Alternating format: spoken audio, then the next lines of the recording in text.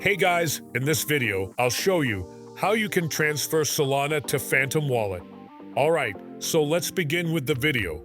First, head over to your wallets or exchange. I'll be using BitGet for the sake of this tutorial.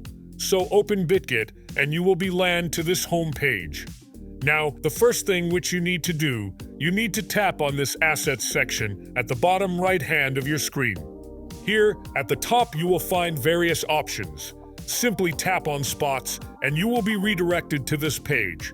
Now what you need to do is tap on withdraw, and here search for Solana. You see this Solana, tap on it, then tap on chain withdrawal.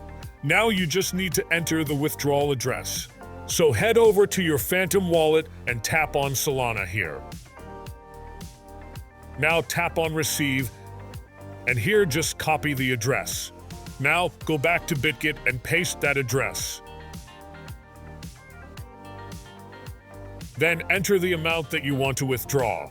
There is some fee also that has to be cut while withdrawing your funds. Once you do that, tap on withdraw button and you are done. So that's basically how you can transfer Solana to Phantom Wallet. So that's all for this video. Consider subscribing if you find it helpful, and I'll catch you in the next one. Thanks.